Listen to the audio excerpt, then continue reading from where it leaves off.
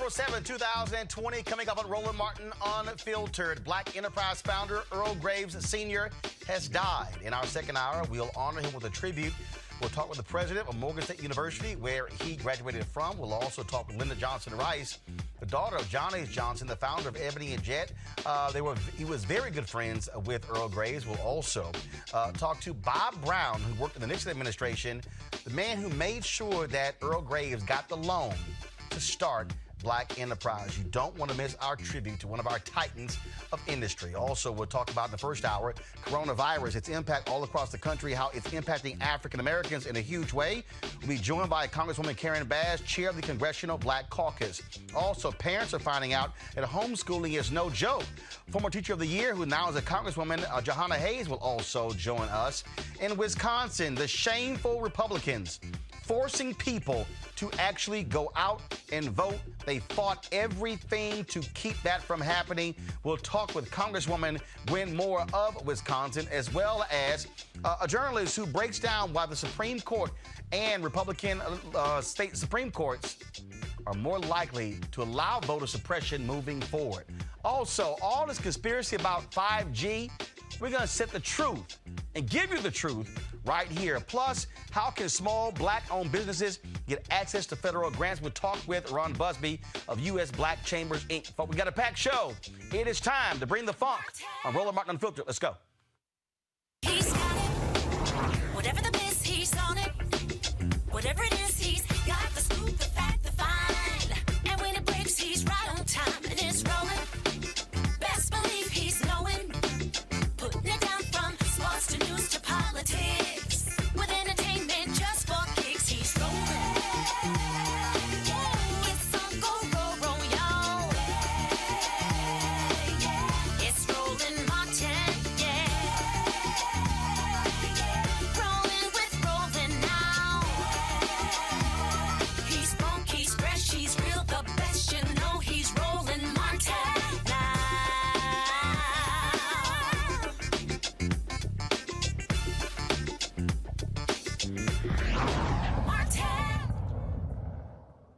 Folks, as of today, there are 391,632 cases of COVID-19 in the United States and 3 U.S. territories.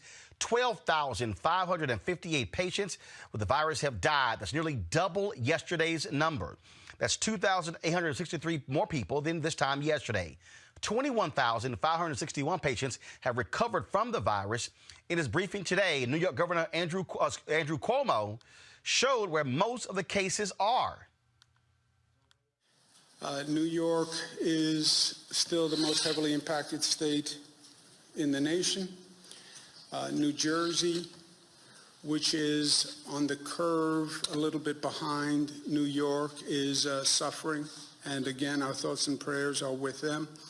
I spoke to Governor Murphy of New Jersey today, and we talked through the situation and working on joint strategies. But our heart goes out to all of our neighbors in New Jersey, Michigan, California, Louisiana.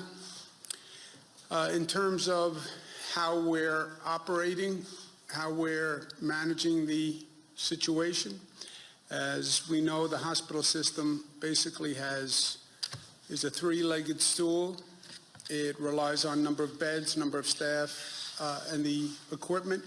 Number of beds, we have started with a system of about 53,000 beds statewide.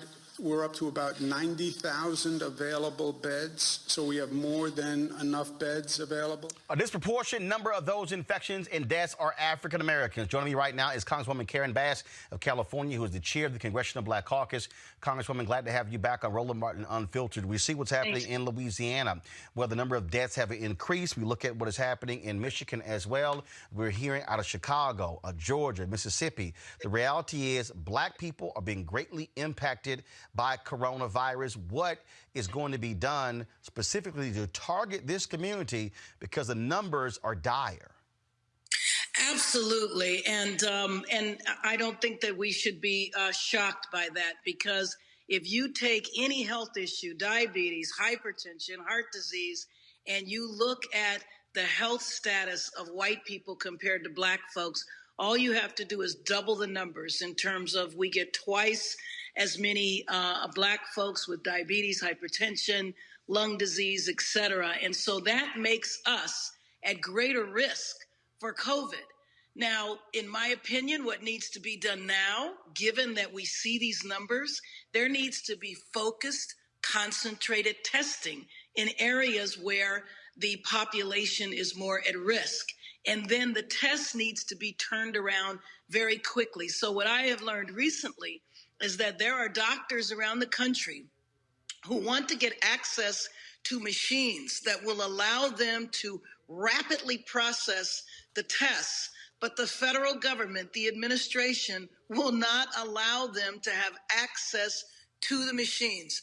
The machines are costly. Some doctors I have spoken with have told me they have the money for the machines, but they're not being released. And so our people need to be treated aggressively. It needs to be diagnosed quickly.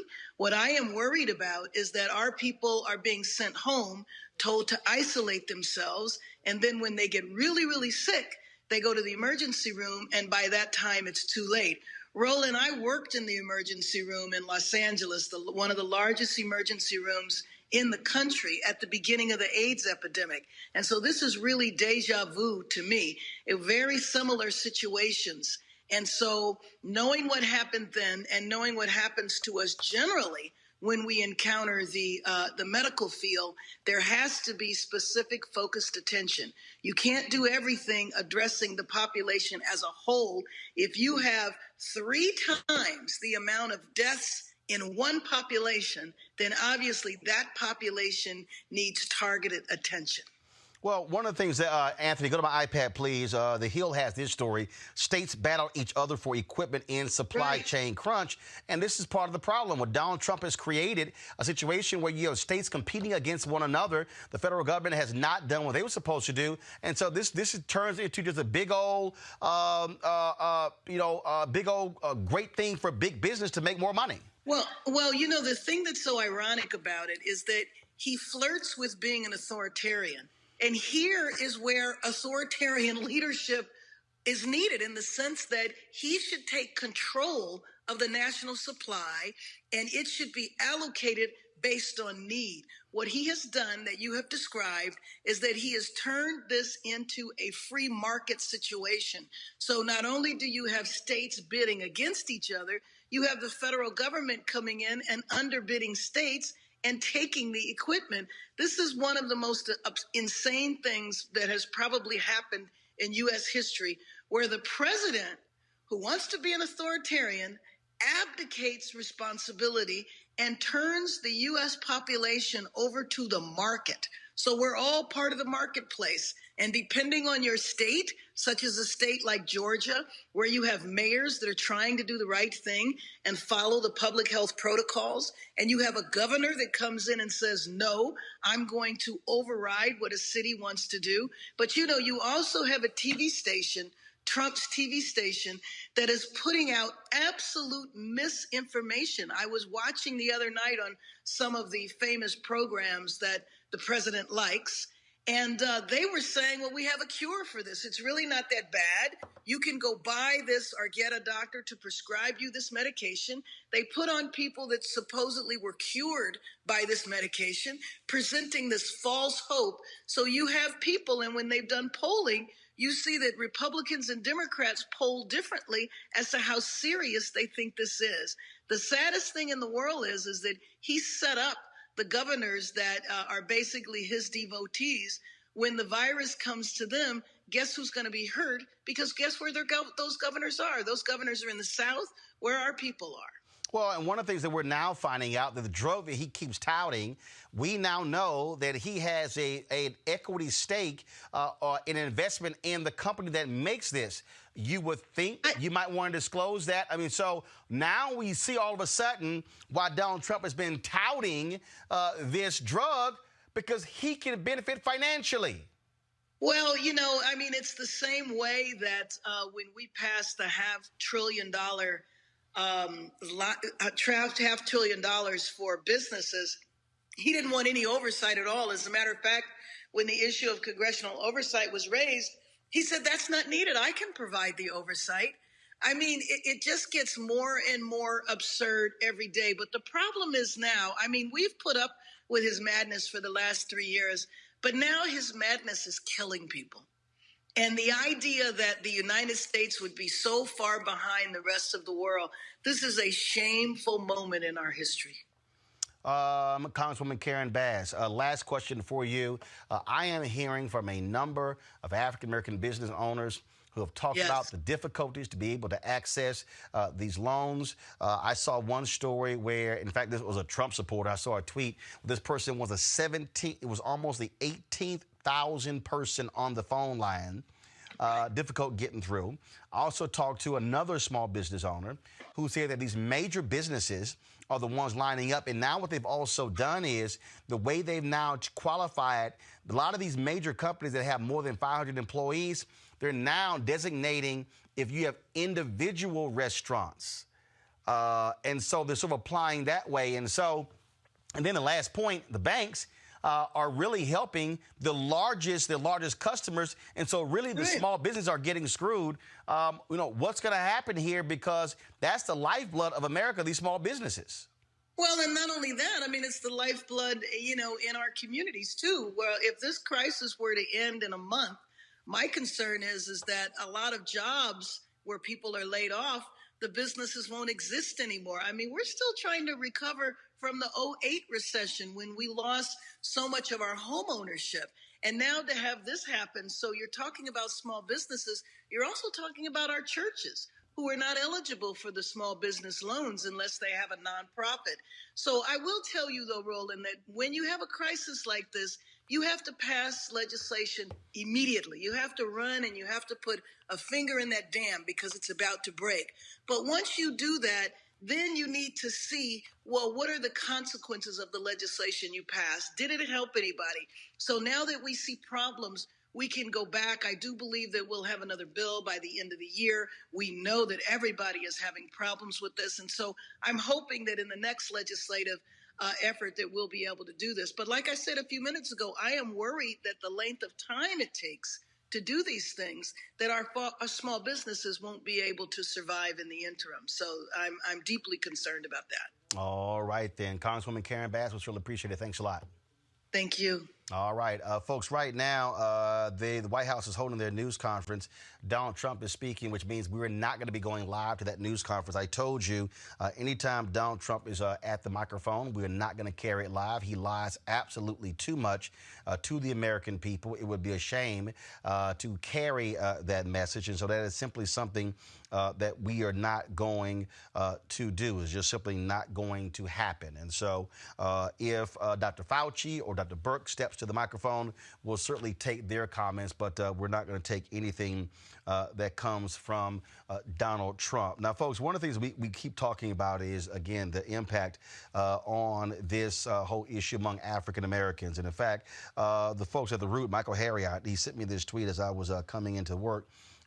They've done a particular piece on this. And it is quite interesting when you look at this piece, because it lays out exactly where the hot spots are in terms of what's going on. And what's really interesting is that so many of these places where African Americans are, over the weekend, we have really been focusing on this. We've been looking at what's happening, again, in Louisiana, specifically New Orleans, what's been happening in Albany, Georgia as well, all of these different places. And it's been quite shameful, frankly, to look at this reaction that's been going on as we've been trying to deal with it. It's just crazy. So let me go ahead and read. So 8 of the 10, so this is the headline. 8 of the 10 worst coronavirus hotspots are in the South. I'm going to pull up, let me pull up on my iPad because I'm reading the story right now on my phones. I want to show you guys this. Again, this was sent to me just a little bit ago by Michael Harriot of The Root. And for you to begin to understand its impact, and that is these places Detroit, top 10 population adjusted hotspots in the corresponding counties. And so what they list here is Detroit as one of those places, Atlanta, Albany, Georgia, South Carolina, Nashville, Tennessee, Mississippi, New Orleans, Little Rock, Arkansas, Pine Bluff, Arkansas, and then in Colorado. And so we need to understand exactly how we are being impacted in a huge, huge way by this whole deal. And so, unfortunately, too many of our folks are also dying from this. So we're going to get into this a little bit later. But first, I need to deal with what's happening in our schools. Now, schools have been out. States have said that the schools are not going to be coming back for the rest of the year. That means parents are the ones who are now having to be the teachers. And one of the things that we now are also realizing that many of us have known, but now the rest of the country is finding out, is what happens when you don't have the resources, when you have kids who don't have access to online tools, when you don't have Wi-Fi. Joining us right now is a former Teacher of the Year, now Congresswoman Jahana Hayes of Connecticut. 2016, she was named National Teacher of the Year. Congresswoman, glad to have you in Roland Martin Unfiltered. Hi, Roland. Great to be here. First thing is that South Carolina converted some 3,000 buses for mobile Wi-Fi. I was talking to a school board member in Montgomery County, Alabama last week, who was talking about the problems they're facing there. In Dallas, the superintendent said 40% of the students don't have access to the internet. People have this assumption that all schools are equal when, in fact, they are not. And this coronavirus pandemic is exposing exactly what the problems are when it comes to unequal education in America. Yes, Roland, you're absolutely right. And on that issue specifically, it was why I and so many of my colleagues fought for in any infrastructure package that we talked about rural broadband, that we talked about bringing internet to some of these communities. This is something that, like you said, reveals the cracks of a much larger issue, because before we had a pandemic, we had students who were required to submit assignments online or to respond to things using electronic resources that they just did not have, which meant that they were always behind the curve. And so what then can be done? Because, look, what this is going to do is exacerbate those kids who are going to be further and further behind, not having access. When you talk about, look, there's assumption that every child has access to a computer or an iPad or some type of pad. They don't. And so you have some districts that simply don't have the resources to buy those as well. And so you may find a situation where some students are going to fall further back than their counterparts. Yes, absolutely. And I think that there's so many other things that people are not even considering. I hear everyone talking about the resources for students or online learning, making sure they have laptops or internet access. But there's another part of this equation, making sure that educators are properly trained. You know, teaching is both an art and a skill. Having a flipped or digital classroom is not as simple as just turning the computer to yourself and then teaching kids and being accountable for them having learned the skills and acquired those lessons. So there's so many other things that so many teachers now are faced with now, the responsibility of having these digital or flipped classrooms, and they've never been trained appropriately. And I can't even imagine what's happening to our students with special needs who, you know, when we're having school districts all over the country, 1 million kids are being taught through packets and online learning. How are we addressing the needs of our special education students or the students who are disproportionately impacted who receive so many other services at school? All of those things will come to bear when we return to the classroom in the next couple weeks or months. Well, I think for a lot of people, they're believing that we're not even going to return to the classroom. Here we now are in April. For instance, in Virginia, the governor's shelter in place goes through June 10th. And so you sort of have some people may be coming back, others may not. In the short term, though, parents are now realizing how important teachers are. I'm seeing all these videos, people are going crazy, having to teach their kids. And so what advice do you give to parents to keep it together when it comes to trying to make sure their kids get educated, whether it's online or doing it on their own? I think that's just it. Just keep it together. I mean, this is new for everyone. As a graduate student, I didn't like online classes, so I can't imagine. We have young children who are taking 6 classes a day in the middle of the most stressful situation that they've ever been in. but I think we also have to remember that so many of our kids receive so many other services at school. I think of mental health services or kids who have access to therapies and treatments and different types of differentiated learning. And we can go back and forth all day about, that's the parent's responsibility or whose job it is to do that. I can tell you the one person who has no control over the situation is the children.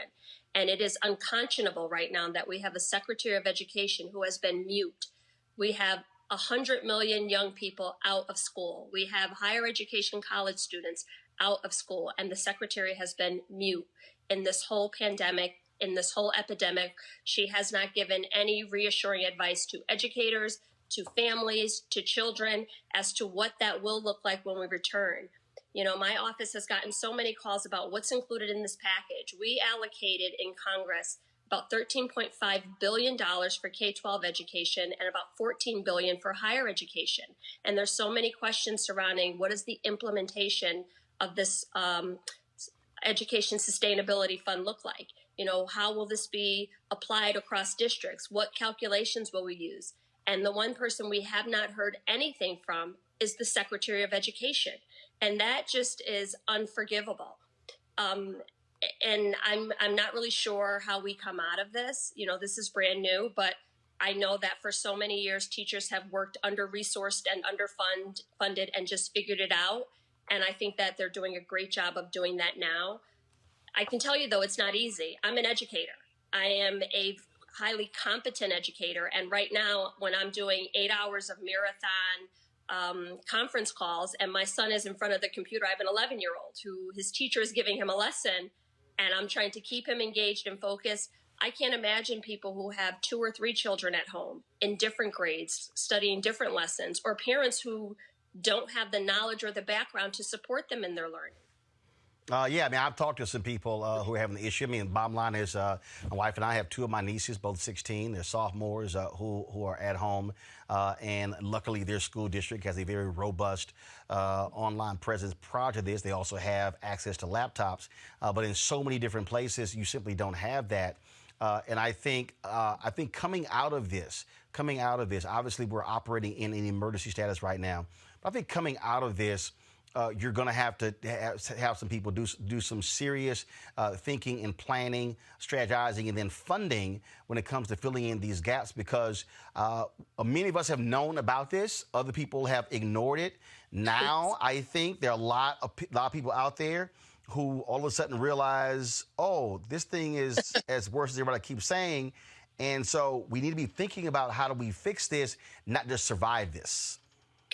You're absolutely right. And I think on a very basic level, I think one of the things that I was taken aback by when I first went to Congress is the resistance to fully funding the IDEA, the Individuals with Disability in Education Act. So many school districts are required by law to support their students with special needs first. And then the majority of their budget goes towards that. And then in any municipality, education is likely the largest budget expenditure. We really have to look at fully funding education, not in preparation for a pandemic, but just to fill in those gaps so that as school districts are in this type of situation, they would have already engaged in distance learning. They would have already had the resources. Students would already have had the supports that they needed at home, and we wouldn't be trying to backfill at this time.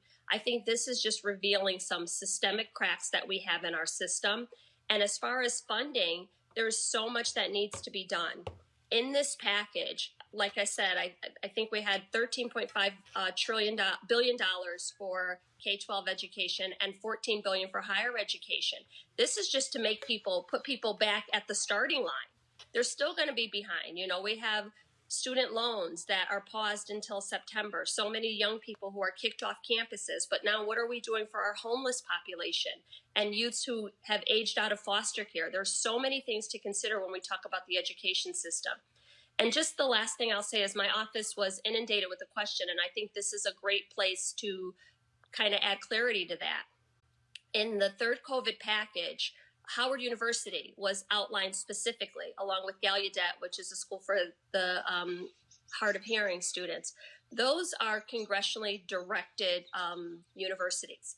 They have allocations in the funding every year in Congress, and they could not be included in the larger budget package. So they can't access the almost $30 billion that was put in for higher education and for elementary and secondary education. So they had to be specifically named in order for those schools to have appropriate funding that aligned with some of the other schools. It's just that simple.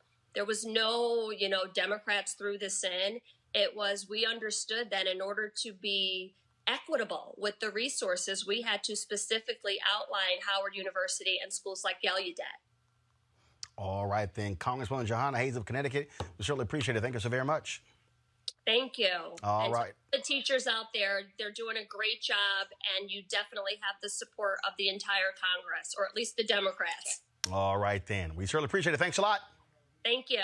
All right, folks. So we talk about one of the things that we've really been emphasizing to you are the critical voices that we need that are speaking to our interest right here on this issue of coronavirus. And so, and we've talked about why it's important to also support this platform. We put this together. If y'all want to understand what we've been able to do when it comes to this whole issue of coronavirus and emphasizing the importance of Black voices, I want y'all to check this out. Experts, you're not going to see them on cable news or broadcast news because you swear Black people aren't experts when it comes to this health crisis. That's why we have this show and why we do what we do every day on Roland Martin Unfiltered. Joining us right now is retired General Russell Honore, the nation's first Black Surgeon General, Dr. Joycelyn Elders. John Hope Bryant, he is the founder of Operation Hope. Senator Kamala Harris of California, Dr. Sadrina Calder, retired General Lloyd Austin, Congresswoman Karen Bass, Commissioner Omari Hardick, Bureau President in Brooklyn, Eric Adams, Dr. Joseph Graves, America's Wealth Coach, Deborah Owens, Dr. Corey Hebert, Patel Saul, Howard University student, Pastor Jamal Bryant, Dr. Christy McDowell, Benja Ajilore, Senior Economist at the Center for American Progress, Yola Daniels, again, author of the book, The Crisis of Voter Suppression in America. 4 stars, General Kip Ward, Dr. Oliver Brooks is President of the National Medical Association, President of the American Medical Association, Dr. Patrice Harris, Joby Benjamin, Dr. Alexia Gaffney, Infectious Disease Specialist, Dr. Georges Benjamin, Executive Director of the American Public Health Association, Malcolm Nance, Family Medicine Physician, Dr. Jen Caudle, Dr.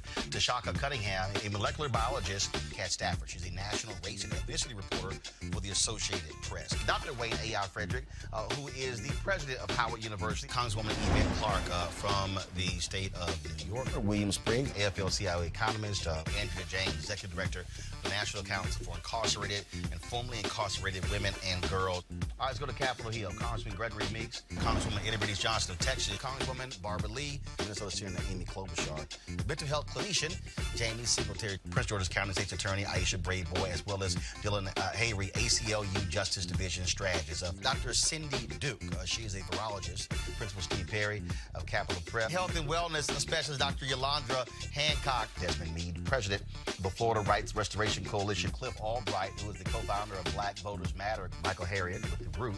Domina McWhorter, founder of Love by the Handles. Dr. Julianne Malveaux, economist president, Emerita Bennett College. Coroner Michael Fowler is the mayor of Atlanta. Keisha Lance Bottoms, mental health therapist Suzette Clark. Justin Gibney, attorney and political strategist, and Bishop Vincent Matthews Jr. Dr. Suzette McKinney, CEO and executive director of the Illinois Medical District. Dr. Leon McDougall, president-elect of the National Medical Association. Jana Bailey, mayor of Moss Point, Mississippi. Mario King. We're going to keep driving this thing to make sure our people and in Wisconsin successfully sued in both state and federal court to block voters from being given extra time and options to cast votes in the middle of this pandemic. Voters headed to the polls today. Folks, we're going to show you some of the video of the long lines in Wisconsin. And last night, the U.S. Supreme Court voted 5-4 to allow Wisconsin to nullify tens of thousands of votes in their primary today for voters who were operating on a previously announced extended deadline to submit ballots. Here to discuss this latest voter suppression attempt in Wisconsin is Congresswoman Gwen Moore. Congresswoman, glad to have you on Roland Martin Unfiltered.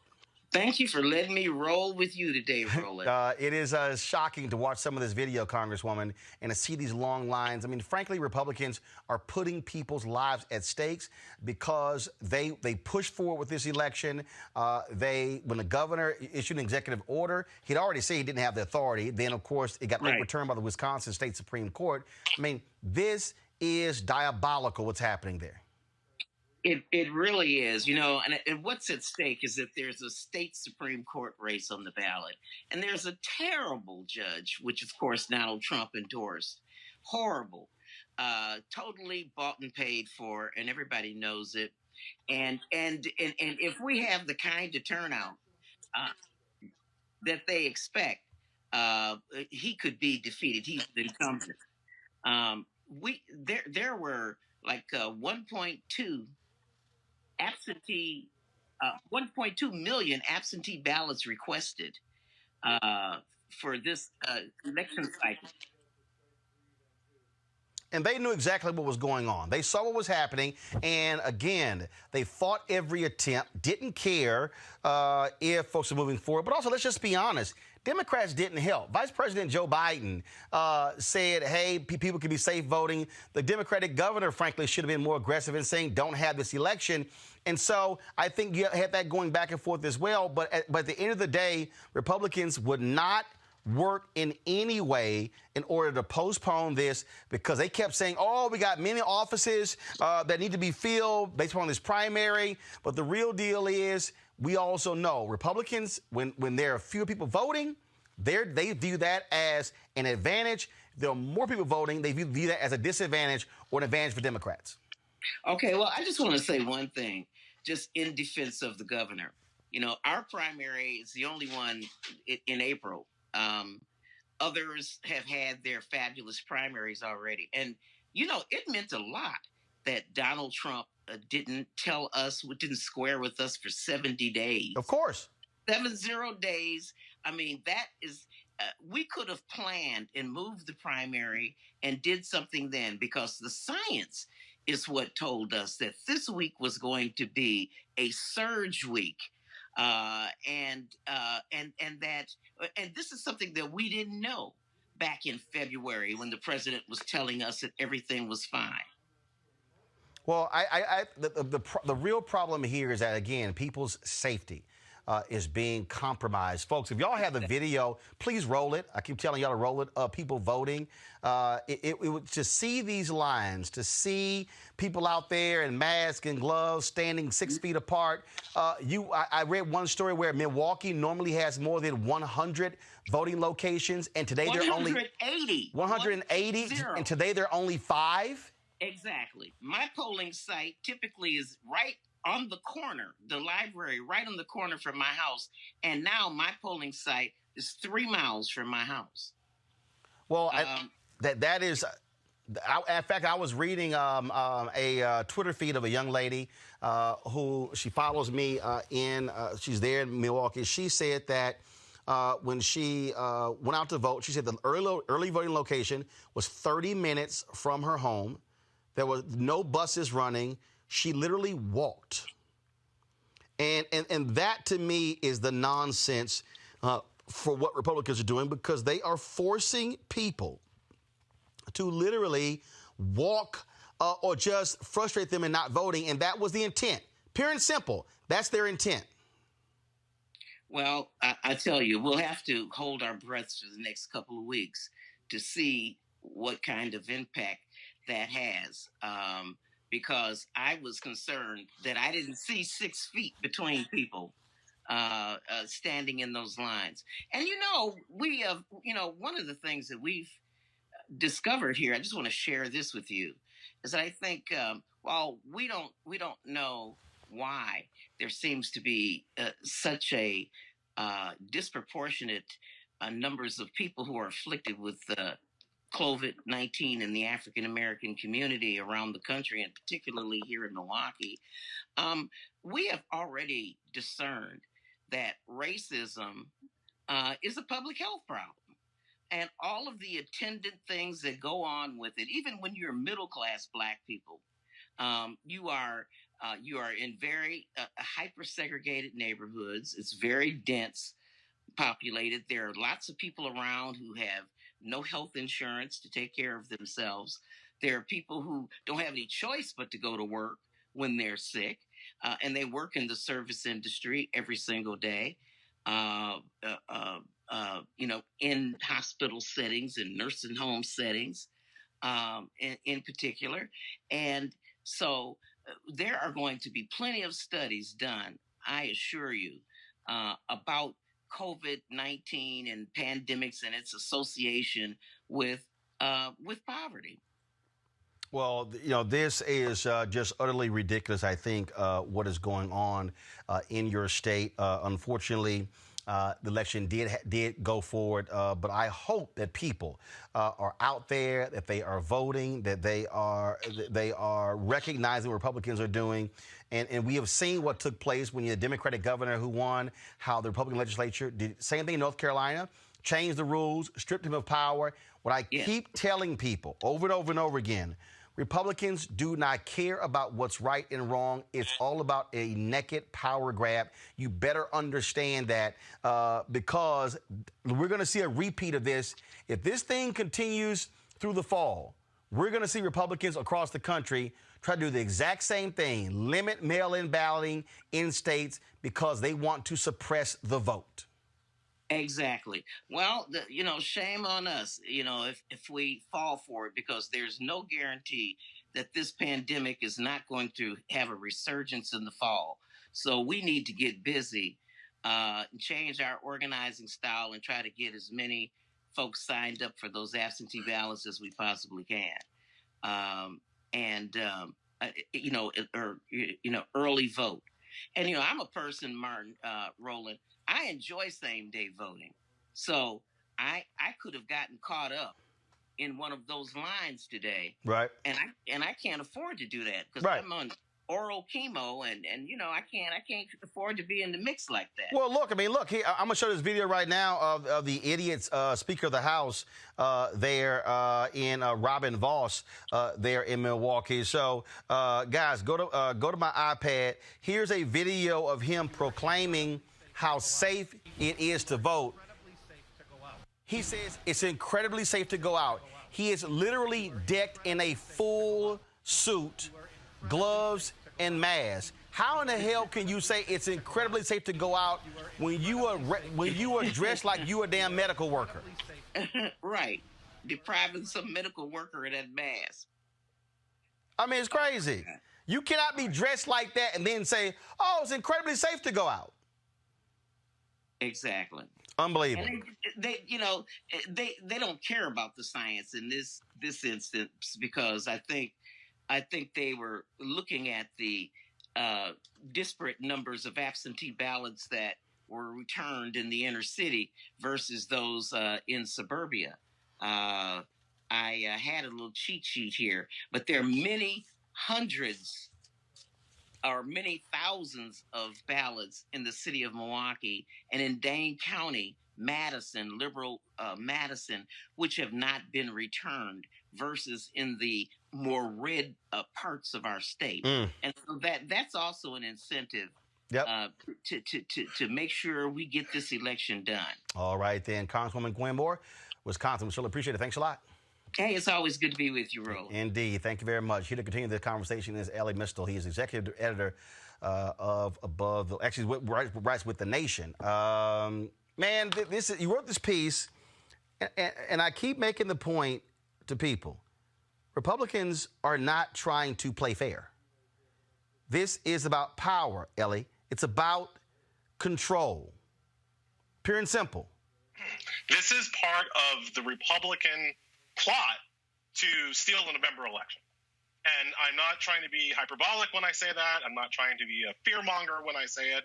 This is their plan to use this pandemic to steal the November election. And as we've seen it play out in Wisconsin, what we've seen play out in Wisconsin is what will play out across the nation if we are not prepared and if we do not do anything to stop them. Republicans always, and you were already saying this, Republicans always understand that the fewer people who vote, the better it is for Republicans. Donald Trump, who understands almost nothing, has already said that, well, if you let everybody vote, Republicans can never win. They understand at their core that if everybody votes, Republicans lose. And so their plan is to not let everybody vote. the way that they can use coronavirus to suppress the vote is exactly like we've seen in Wisconsin. You have quarantine set up. You make people understand that they shouldn't be going outside, which they shouldn't. They understand, though, that because of what Fox News is doing, their people are much more willing to risk the danger of being outside in public in large gatherings because they think it's a hoax. Democratic voters know it's not a hoax, do want to stay safe, do want to be healthy, and so we are respecting quarantine, self-quarantine, shelter-in-place orders or whatever. But that means that the only way you can vote is by mail. So look at what happened in Wisconsin. First, the governor asked to mail all voters absentee ballots. The Republicans said no. Then the governor said, okay, let's have a situation where we extend the deadline for absentee voting, which makes a whole lot of sense if you have people who thought they were going to be able to vote in person and then realized they couldn't vote in person. Republicans said no. So the Democratic National Committee sued. And the court said yes, the lower court, and then they got to the Supreme Court where there are 5 Republicans who happen to wear robes waiting for them, and it's those 5 Republicans who said, no, Republicans need to win elections.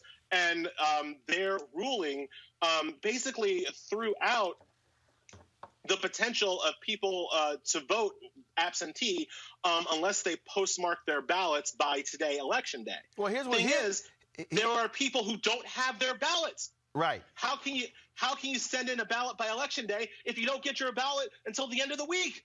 Well, Wisconsin voters are not time travelers. Well, check this out. They can't do it. Just a few moments ago, the White House, Yamiche tweeted this. President Trump just now in the White House, quote, mail ballots are very dangerous for this country. The mail ballots are corrupt, in my opinion. This is the same dumbass who voted by mail, by absentee in Florida. Yep. I mean, it's all a grift, Roland. None of this is done in good faith. All right.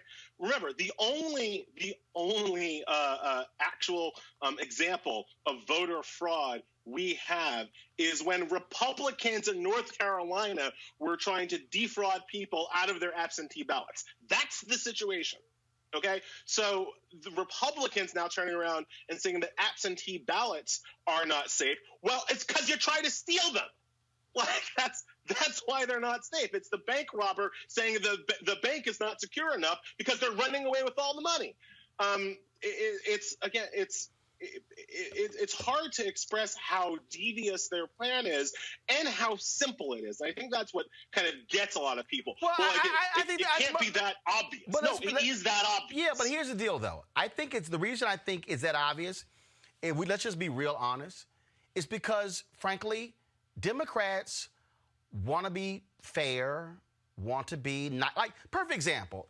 Thomas Friedman writes, the New York Times writes this idiotic column today, talking about this unity cabinet that Joe Biden should appoint.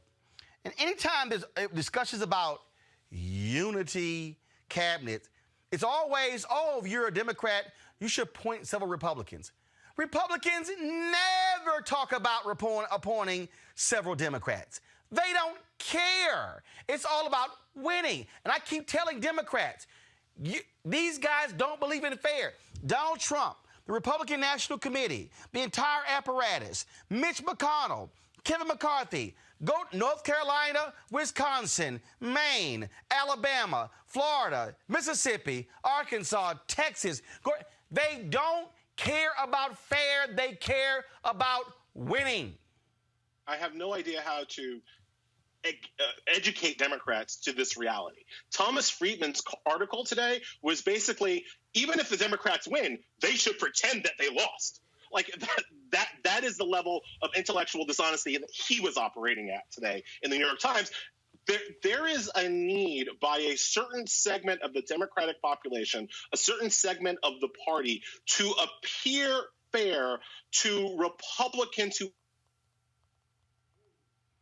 Looks like go right out. Am I back? We're back. Go ahead.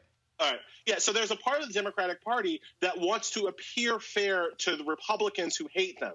And that is why we lose. We are consistently bringing a knife to a gunfight. or not even a knife. We're consistently bringing a wet noodle to a gunfight. We don't have the will, it seems, in large parts of our party, it feels, does not have the will to go to the mattresses to fight fire with fire to beat these people. We don't have the messaging. We can't stay on message. We don't have the organizational chops. We always seem kind of surprised and confused by their next level of evil machinations that always like catches us off guard. Of course they're going to try to steal the election. That's what they do. And we're never prepared to fight that battle in the trenches with them.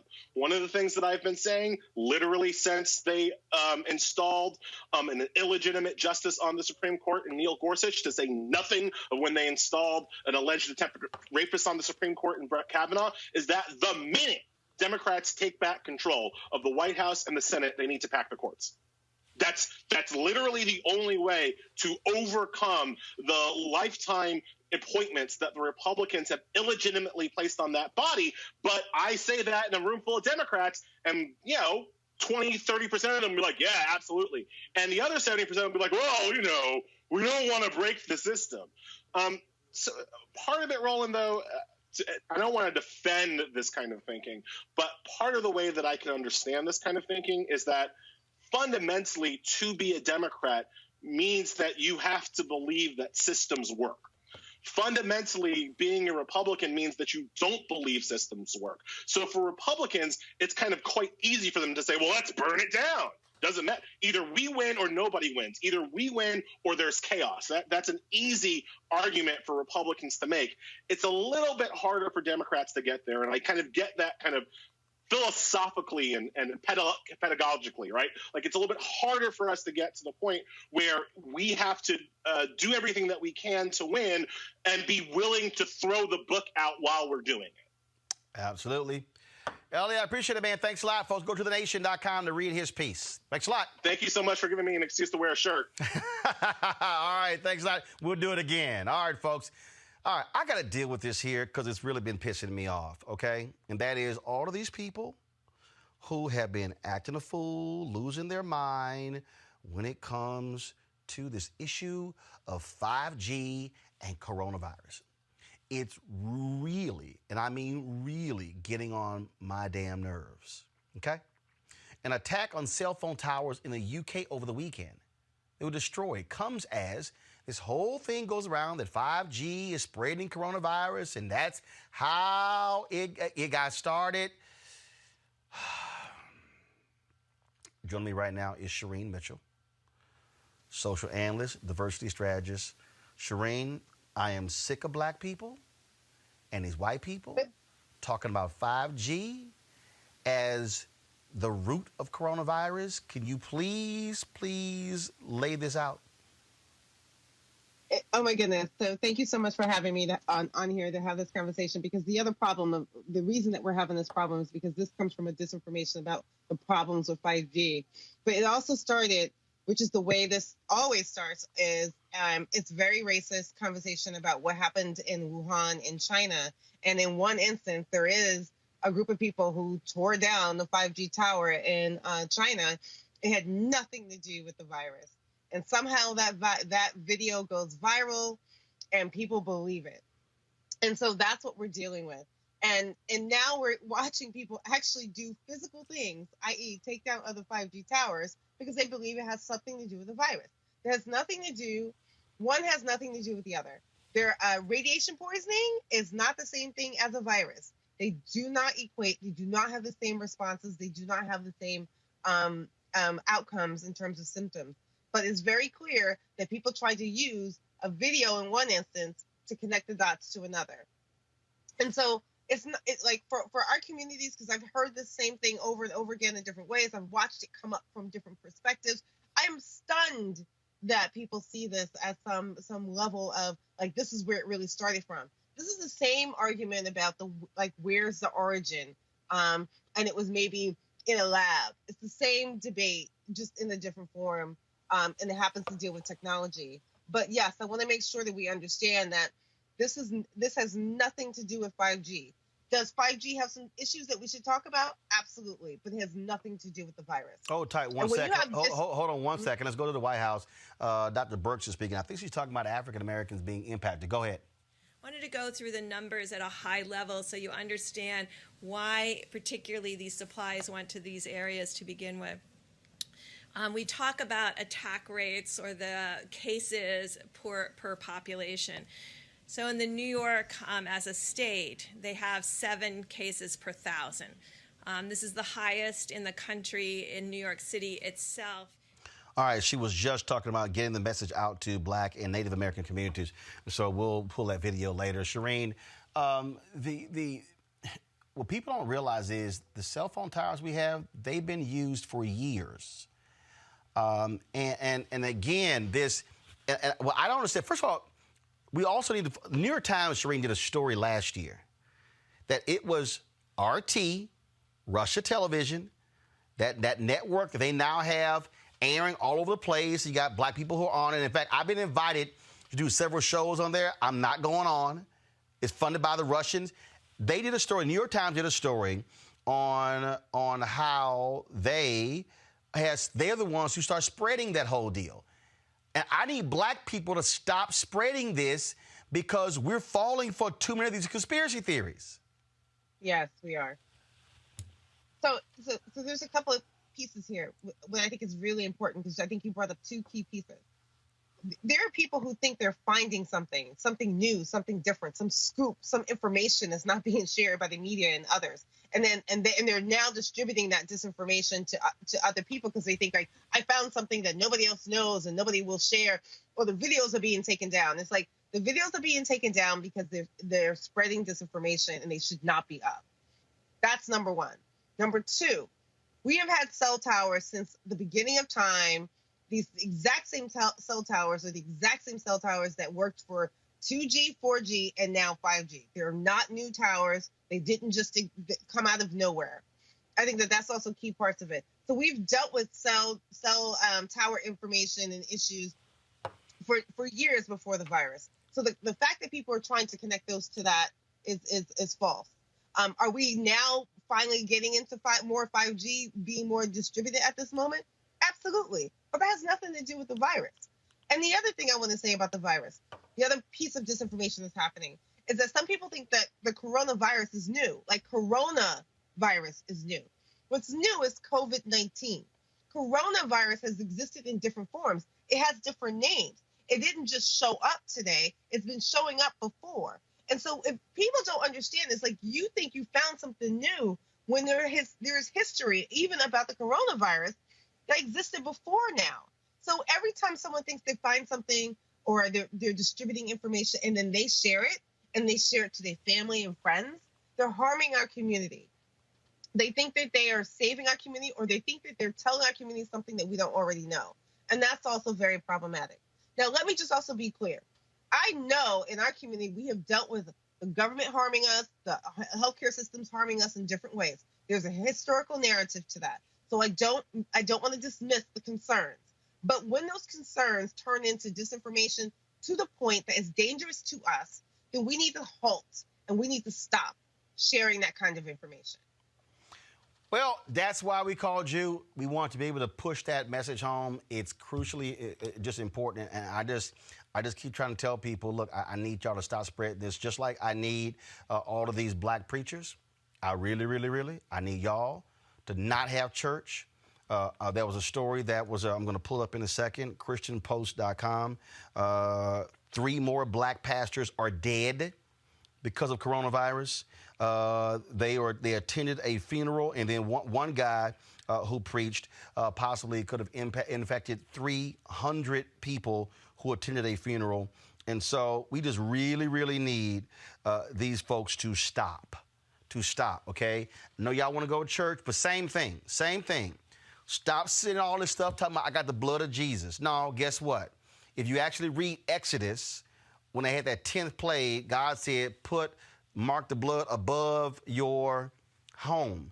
So God passes over your home. But it said, stay your behind inside. That's what the Bible said. The Bible says, stay your behind inside. Go read it, Exodus 12:7. Or y'all gonna have an Exodus out of this world because y'all going to be dying.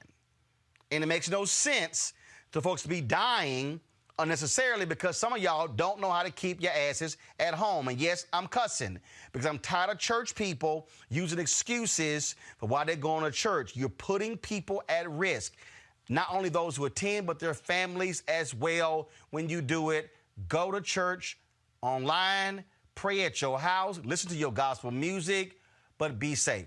Shireen, we appreciate it. Thanks a bunch. Thank you for having me. All right, folks. So here's the deal. We're going to talk right now about small businesses and the impacts they're having when it comes to the money, accessing the money from Congress. Joining us right now is Ron Busby. He is the CEO, U.S. Black Chambers, Inc. Ron, glad to have you back on Roland Martin Unfiltered. I'm hearing from a lot of small businesses, Ron, who's saying they're being screwed by this, and that banks are not banks are giving favorable treatment to larger customers. Also, very few some banks haven't even begun to process these applications. What are you hearing from your members? I'm hearing a little bit of both, and thank you for Roland for having us on. The U.S. Black Chamber has been at the forefront of this conversation for weeks now. So we were at the table, and we were making the issue then that we felt like black and small businesses were going to be hurt the most. If you look at all the legislation, the 700-plus pages throughout the legislation, you will never see the word black or African American, Hispanic, Asian, gay or lesbian. All you will see is the words small. And we know that in our communities, the majority of our businesses are ultimately small, extremely small. The majority of our 2.6 million African-American-owned businesses are not mom and pop, but mom or pop, one employee. So for our businesses, it is going to be extremely difficult to access the dollars because of a couple of reasons. You already have had to have had a relationship with a bank, so you got to go back there. We know that most black businesses have a checking account, a debit card, possibly a credit card, but typically we don't have access to credit, so we don't have a relationship with a lending officer or a loan officer or the SBA. Most of us are just operating on cash flow, and so when you're saying that now a black-owned business has to establish a relationship with a bank lender, with banks being closed, having to process that online, but the software is difficult to use, the applications are crashing on the system constantly. Yes, our businesses are feeling it more so than anyone else in the country. We heard from the president today talking to several of the largest banks around the country. They are making loans, but they will tell you that they, over the course of the weekend, have accessed over 500,000 applications, and they don't have the infrastructure to even process those loans. So this is going to be difficult now as well as in the future. We have been telling businesses to try to get their applications, their information, payroll, documentation together and get to the bank as soon as possible because this money will run out. Many of our minority and small community banks don't really have the funds to be able to participate. Many of our businesses don't have relationships with them. So all in all, we are going to see a lot of our businesses go out of business, but we will also see some new businesses come through this and get started because of this. When you talk about, so what do they do then? I mean, because bottom line is, I mean, look, Congress is. I've been texting various senators and members of the House, and then you saw today, Mitch McConnell came back and said they're going to have to do another bill to help small businesses. At $350 billion wasn't enough. Yeah, we knew that coming out of the gate that $350 billion was only going to be a drop in the bucket, and we also knew that you have every business in America trying to access those dollars. And small minority-owned businesses were going to be at the back of the line. So, yes, we've had conversations about another stimulus package coming out. Don't know the dollar amount yet, but we do feel like there is going to be some additional funding. We think that minority banks, financial institutions that are serving minority communities need to make sure that I hate to use the word set aside, but they got to have access to these dollars so that they can make sure that they flow into our communities across the country. All right, Ron, hold tight 1 second. I'm going to go to a break. Sure thing. We come back from commercial break, folks. We're going to pay tribute. We're going to pay tribute to Earl Graves. Of course, who is the founder of Black Enterprise. And so we'll do that. We'll go to the break in a moment, and we'll be back right here in Roland Martin Unfiltered. You want to support Roland Martin Unfiltered? Be sure to join our Bring the Funk fan club. Every dollar that you give to us supports our daily digital show. There's only one daily digital show out here that keeps it black and keep it real as Roland Martin Unfiltered. Support the Roland Martin Unfiltered daily digital show by going to RolandMartinUnfiltered.com. Our goal is to get 20,000 of our fans contributing $50 each for the whole year. You can make this possible. RolandMartinUnfiltered.com.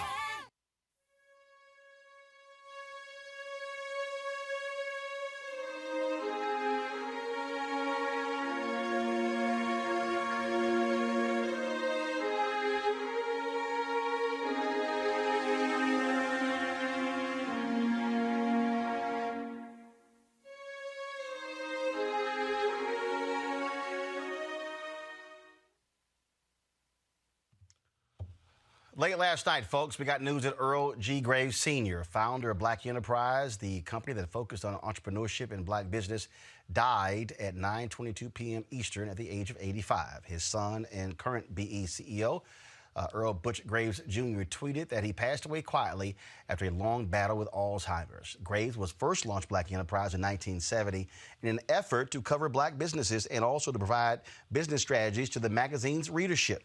His efforts paid off. As of 2019, the magazine reaches 4 million readers. They also have numerous conferences all across the country. Graves went on to create Earl G. Graves Limited, the parent company of Earl G. Graves Publishing Company, which produces Black Enterprise magazine. Butch Graves Jr. became the CEO in 2006, though Sr. remained as chairman. In addition to his work in media, he also served as CEO of Pepsi Cola, one of their bottle distributors between 1990 and 1998. Accolades have been pouring in on social media, as you see from the tweets we're showing you right now, folks. Here's some of those tweets. Go ahead and pull them up, please. Of course, you see right here, Cornell William Brooks, former CEO of the NAACP.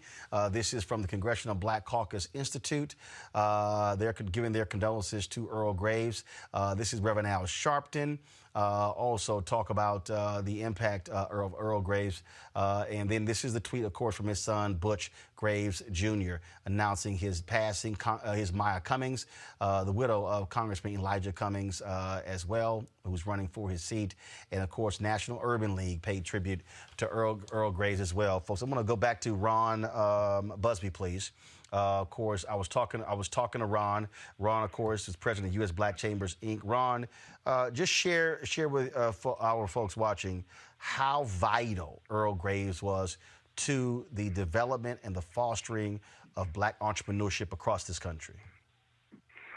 There's a saying for brothers, men that are in the 100 Black Men, that we can't be what we can't see, or we can be what we see. So many African Americans saw the future of black business through Black Enterprise. We were able to flip through the pages and see our future as well as our present. He was not only the editor, the business owner, but a visionary, and allowed that vision to transpire to black people across the globe. You have had young people in other countries all recognize what he has done for our community. And for that, we will always and forever be indebted. Personally, I was able to meet him so many different times. As a small business owner, I was in his top 100.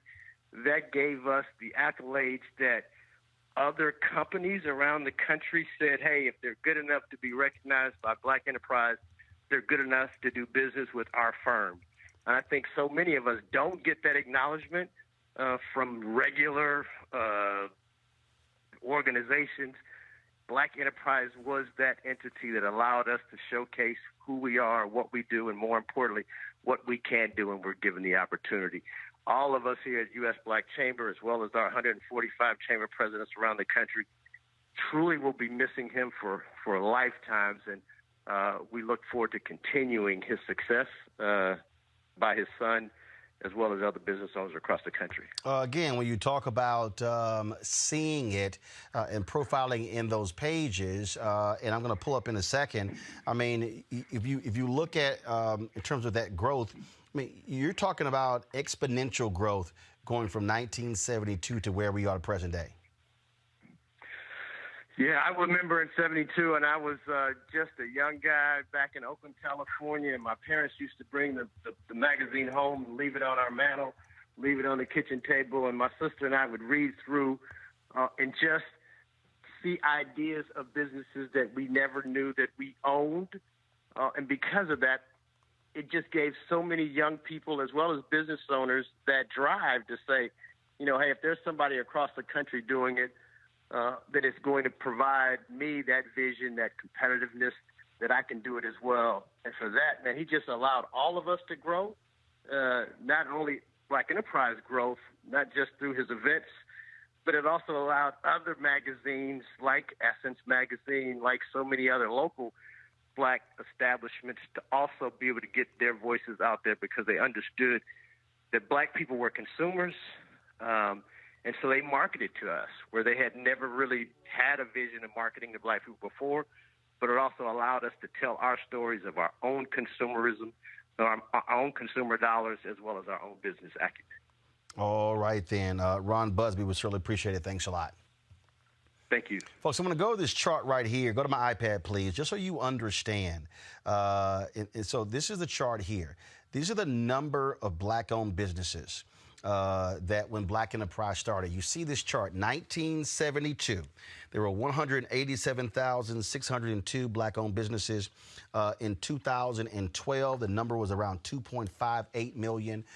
It sits now around 2.6 million. And so I am not attributing all of that growth to Earl Graves, but I can guarantee you, seeing the stories, seeing all of the different ways in order to grow a business in Black Enterprise, certainly I think you can do that. Right now, I want to go to the phone lines. Bob Brown, he was one of the folks who worked alongside. Okay, we have Alfred Edmonds. Sorry, I was going to go to Bob. Y'all told me Bob is on here. So Alfred Edmonds, of course, he's a longtime staff writer with Black Enterprise, editor there. Alfred, how you doing? I'm doing great, brother. How are you? Doing good. Certainly is a sad day for all the folks in the Black Enterprise family, losing the patriarch of the magazine. Yes, but as I've been sharing with so many people, former employees, former interns, entrepreneurs, executives, I mean, he touched so many lives. You know, you take that scripture, weeping lasts for a night, but joy comes in the morning. And while we are certainly hurt, we are also fully embracing the opportunity to celebrate all that he has contributed. And that celebration will go on for some time because it's almost hard to put into words or a single tribute all that he has done and the impact of his legacy. Explain to folks really how much of a towering figure he is. In a moment, we're going to hear from Lyndon Johnson Rice. I interviewed her earlier. And I said, frankly, if you were creating a Mount Rushmore for Black media, it would be John H. Johnson, it would be Earl Graves, and it would be, of course, the founders, Ed Lewis and others of Essence Magazine. Oh, no doubt, no doubt. You know, the best way I saw it put a few hours ago was Earl Graves taught us what Black excellence was before there was Black Twitter. I mean, he represented excellence in how he presented himself. He represented excellence in terms of what he believed in for Black people around the world and Black Americans in particular.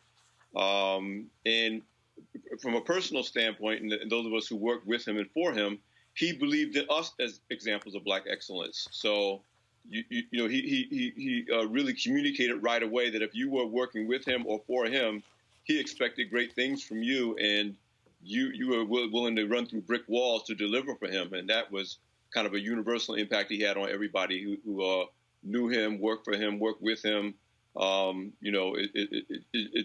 impact is just hard to put into a few sentences when you talk about that expectation of excellence and that being part of the heritage of being what it means to be an African American. The BE 100s, of course, the list of the top 100 black-owned businesses, it was a huge creation. When you think about Fortune lists, when you think of these other different lists, what it really did was serve as a barometer for many of these black-owned businesses, but also it sent a signal to the rest of the country that there were black folks who own companies that were at scale. And as Ron Busby just said, it allowed other companies to be able to say, oh, here, folks, we could actually partner with. Well, it did several things. One, prior to the BE 100s list, nobody measured the rankings of the largest black-owned companies in any way. I mean, we all knew in our individual communities, the black-owned funeral home, the black-owned retail outlets, the barbershops, but no one really categorized in a real significant way the economic impact of these businesses. The second thing it did is made them aware of each other, which created a community and a network that's necessary for all businesses to grow. You don't grow without those kinds of relationships. So it brought together nationally an awareness that we do have a legacy of entrepreneurs. Eventually, it became a good housekeeping seal of approval as corporations were looking for credible businesses to establish relationships with through supplier diversity and other things. And making the BE 100s list kind of became almost a good housekeeping seal of approval, or at least was a starting point for major corporations to identify black-owned businesses and entrepreneurs that they could do business with. And all of that spurred what you talked about a little earlier, the exponential growth of black-owned businesses over the last 30 to 40 years, because all those things came together to put black business on the map. No longer could corporations say, oh, I'd love to do business with the African-American community, but I can't find qualified businesses to do it. The BE 100s list in particular took that away and created even more wealth in the black community as a result. Obviously, we know about him professionally. Just give folks a sense of what it was like personally for you. Well, first of all, I mean, his impact on us as young people, I got hired at Black Enterprise at age 26. My 27th birthday was a few days after I got hired. He was a big believer in getting the best and brightest young people he could find and putting us in positions of authority and responsibility, trusting in our talent, knowing we would make some mistakes, but getting out of our way and let us grow. And if you look at the roster of current and former Black Enterprise employees, interns, editors, salespeople, and how we've gone on to do great things in our own careers, that was because Mr. Graves, he didn't just talk about investing in young black people. He really believed in it. I took over the magazine at age, I wasn't even 35 yet. Cheryl Hilliard Tucker, who was made the leader of the magazine when she was in her late 20s. And I could name person after person, Derek Dingle and others, who we got the reins of authority in our early 20s. And that went to our interns who are going on to do great things. The second thing was great is that it was fun to work for. I mean, you took a certain amount of pride in realizing that we were among the best of the best. We walked around knowing we were among the best of the best, because you don't last long at Black Enterprise if you don't believe that and you don't deliver that. But also, he has a great sense of humor. He's just so much fun. We laugh a lot and joke a lot at BE, and that's part of because we had a CEO who believed in people, having fun and having a good time, even as we were doing serious work and working really hard to deliver excellence every day. So it was always a fun place to work, especially back in the day when I was young. But did you ever say, Mr. Graves, when you gonna cut them lamb chops? Not me. You ain't getting that from me, bro. I had the pleasure of editing his column, our award-winning column. It won a number of NABJ awards, as well as other awards, the publisher's page, that he had continued even up until only a few years ago when he stopped doing it. And so I got to literally sit at his feet, at least once a month, more than that, because I had to work with him on his column and what he wanted to say and how he wanted to say it. And they're just some of the most treasured moments of my life, to be able to learn from him, to see how he thought, and to really see his authentic passion for people, and not just the most important people, not just presidents and CEOs. This is a man that, bell caps and waiters and FedEx delivery men got the same kind of attention from him, and therefore loved him just as much, because he was authentic all the way up and down the line whether you were supposedly famous and important or you were just a regular guy just trying to make a living. Last question for you. If I'm correct, Black Enterprise also was the first black magazine to put Obama on the cover, him calling for Obama to run for president? Yeah, I mean, that's another great example of, me and Butch Graves, the current CEO, the oldest son of Mr. G, and Derek Dingle, we often joke that Mr. Graves is probably saying, what are you guys doing? But joking aside, he trusted us. And when we suggested to him that we had another cover planned for that first issue that he was on the cover, and Barack Obama was on, I think, 5 covers in total, ultimately. But the first cover when he was running, that was the second cover, actually, when he was running for president, we went out on the limb and said, we think we can win this thing. And that was before it was apparent to the rest of the nation that was a possibility. Mr. Graves trusted our judgment,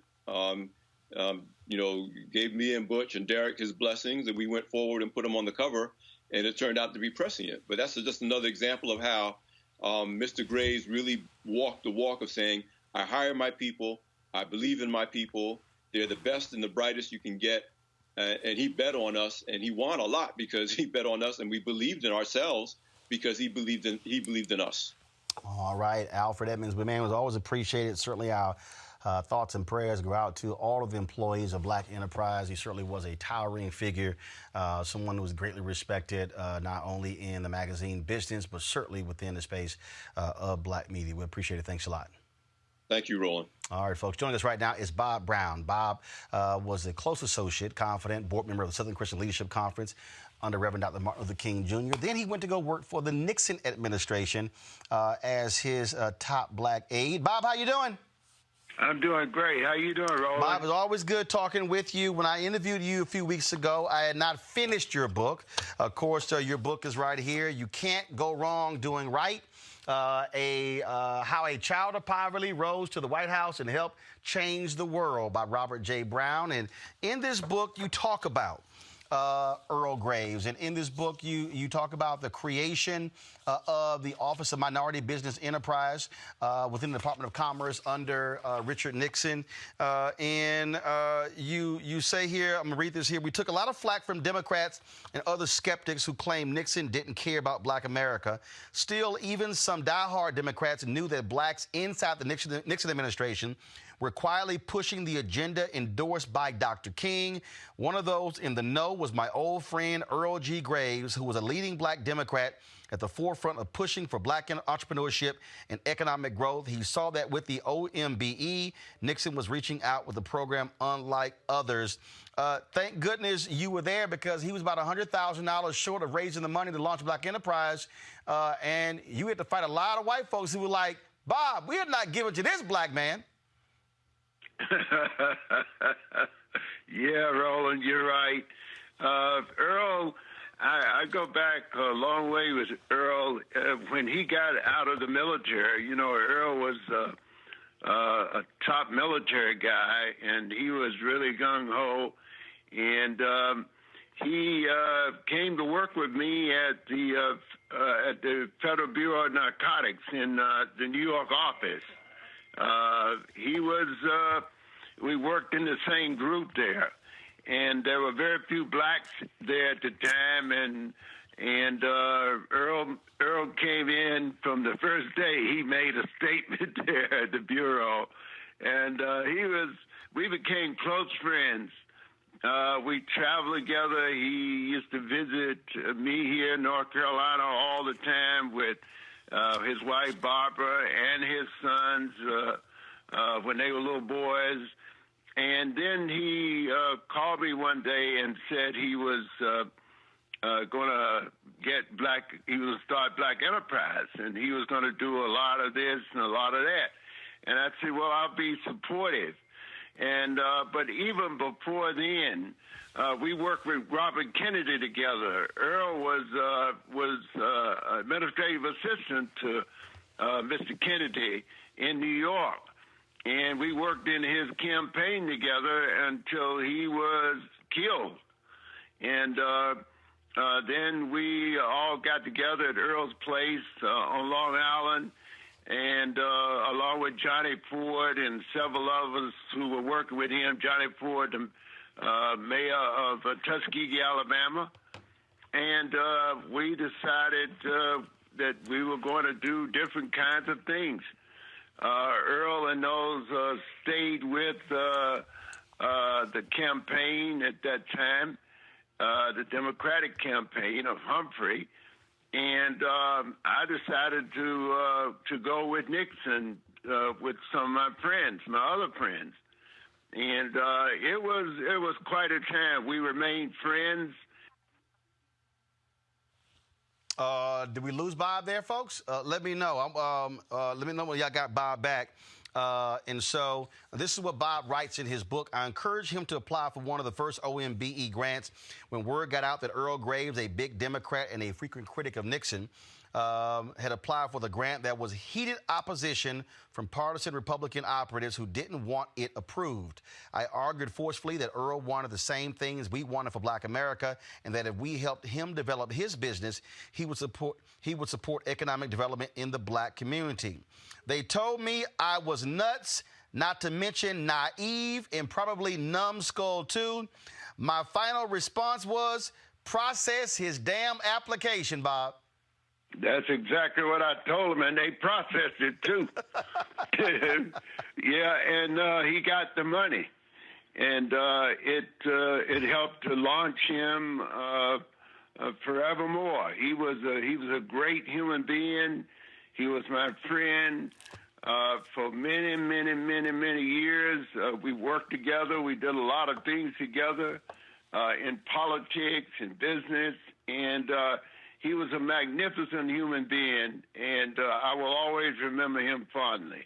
Bob Brown, it was a pleasure talking with you, man, to reflect back on the life and legacy of Earl Graves Sr. Of course, that photo right there is a photo of you, of Johnny Ford, and Earl Graves enjoying a huge laugh there. And so it's always been great talking with you.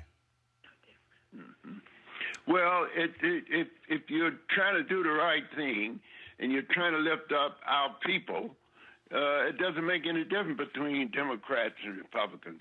I've worked on both sides, and wherever we work, we've got to be for our people. We got to lift up our people. Yes, indeed. Bob Brown, we appreciate it, man. Thanks a lot. Yes, sir. All right, folks, joining us right now is one of those other titans of Black media, Ed Lewis, who was the co-founder of Essence Magazine. Ed, welcome to Roland Martin Unfiltered. Roland, how are you, my friend? I'm doing great, sir. Just want to get just your initial thoughts on us losing one of our titans, Earl Graves Sr. Well, you know, Black Enterprise started in August of 1970. Essence started in May of 1970. So we're both celebrating 50 years of publishing and doing something so meaningful, I think, for our community. And certainly I take my hat off to my dear friend, fellow publisher, who we tried to make a difference with regard to how we were being dealt with economically within our community. Give folks, give people an understanding what life was like. What was it like for startup magazines, Black magazines, 1970, 2 years removed from the assassination of Reverend Dr. Martin Luther King Jr., the tumultuous 60s. Black media companies today are able to do deals with major advertisers. It was not easy for an Earl Graves Sr., for you at Essence, or for John H. Johnson's at Ebony. No, indeed. We were always fighting the fight to get accepted, particularly for the audience that we represented.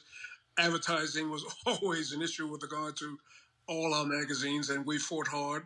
One of the things I'm deeply feel very good about is the way Earl, John Johnson and I worked together, going collectively to advertising agencies and to major corporations, and selling them on the importance of Black media, a Black company. It wasn't about us individually making efforts on our behalf. We wanted to make sure that Black media was heard, and we wanted to get our fair share. So we worked together.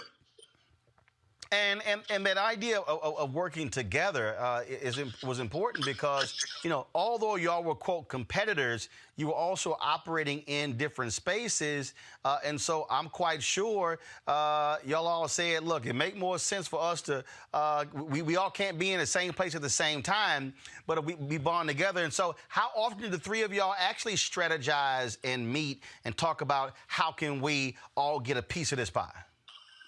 We met very often. We flew either to Chicago or New York or wherever to meet corporate America, and we spoke on behalf of Black media because we knew that in the end, it's about uplifting our people, making opportunity for those of us working in business so that we all can enjoy this incredible American pie that we help build and create for this country. Last question for you. Obviously, Black Enterprise focused on Black business.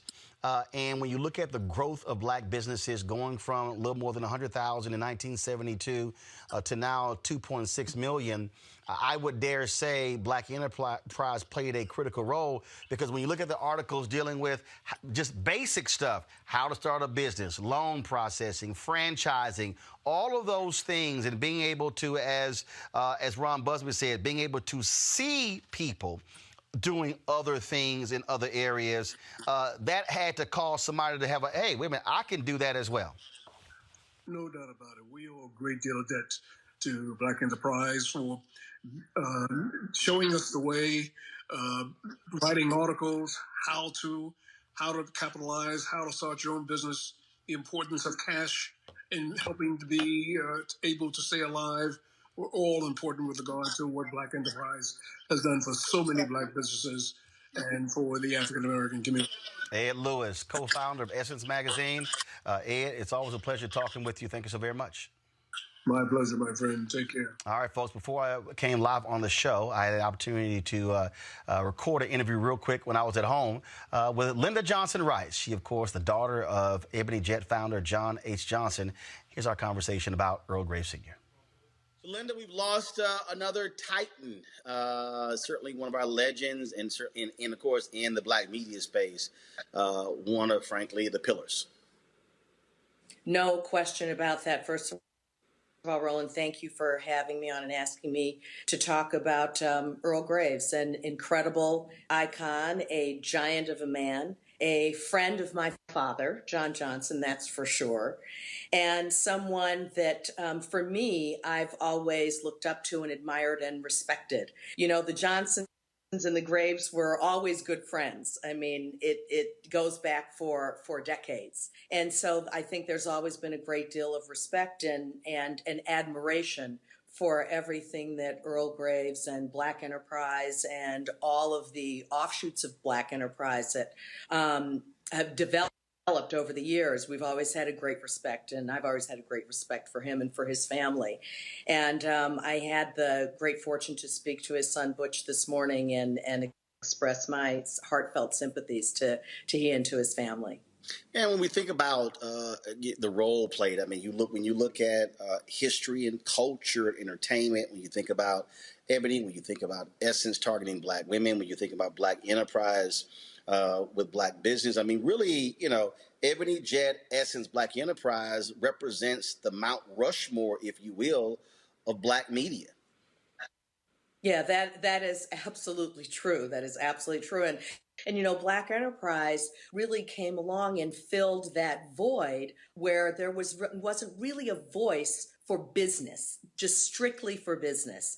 I mean, you had white counterparts, you had Forbes magazine and Fortune magazine, but there was nothing really that was strictly for business for African Americans, and voila, here's Black Enterprise. And they've just done a tremendous job of chronicling so many things that have happened, both good and bad, the trials and tribulations and the challenges that African Americans have faced with Black business. And that all is thanks to Earl Graves. I mean, he is the one who opened that door, who started to write about this and report about this and really help us to see ourselves as business people and to help us try to think about how to develop our own business, how to be entrepreneurs. And so that's what's so wonderful about Black Enterprise and about what Earl Graves really founded and started, and that his son Butch continues. He also was someone who I think that people, if you're in the black media space today, whether it's black owned or black targeted, you really have to, I believe, show appreciation to Earl Graves, to your father, because 1970, you're talking about 2 years after MLK is killed, corporate America, okay, we're looking at black, but they really went in and were the ones who were saying, no, we have an audience here you should be advertising to. So when you look at people who are able to go out, I mean, the platform that I have, be able to go out and get sponsors, I mean, really, Earl Graves and John H. Johnson really were the ones who broke through those doors to get those meetings, to get these companies to understand there was value in the black consumer and they needed to advertise.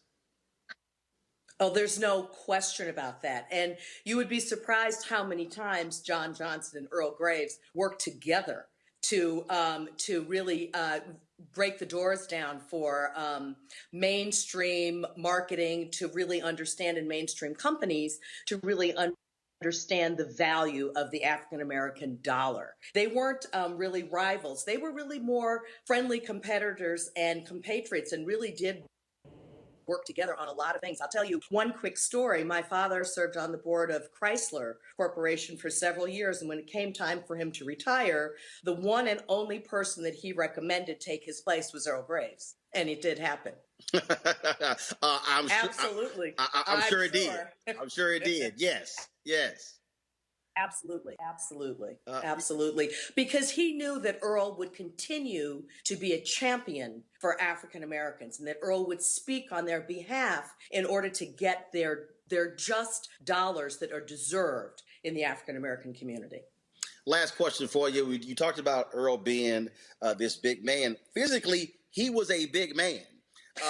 Yes. And I think for a lot of people, the lamb chops are also very intimidating to a lot of people. Seeing this former, I think it was a Green Beret.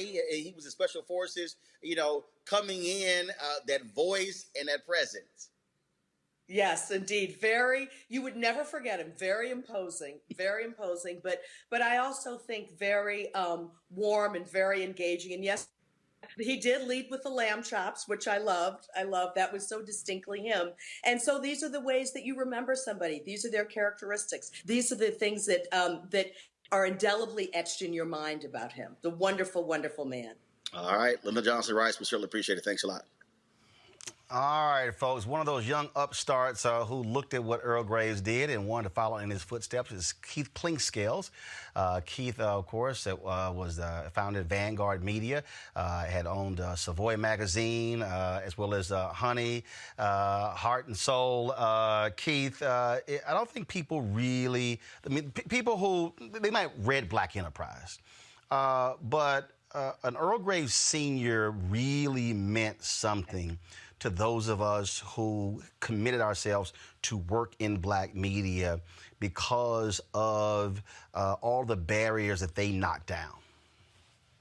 I mean, Earl, he represented so much. He was basically the person that helped to establish what black media should be about. He helped us get black executives. He helped us get black business. And more importantly, he taught us the importance of politics. You cannot make things work unless you put all these things together, and he created quite an amount of influence. And when you talk about that influence, as somebody who stepped out there, worked at Vibe magazine, then launched his own company, share just some of those conversations, advice you may have gotten. I mean, even though he was, look, you're a Kappa, I'm an Alpha, and he was in that other little fraternity, Omega Psi Phi. And with, as a matter of fact, and I got some photos. I can't find, they were not digital then, but I remember we were at some event, and there's a photo of him, this huge laugh from him, because we were joking about, of course, him being Omega and me being an Alpha. Well, I think very early on, Mr. Graves was kind of like the chairman. He was like the Don of all this stuff. And when I was at Vibe, very early on, he spoke with me, and I was so excited to really meet him and get to know him.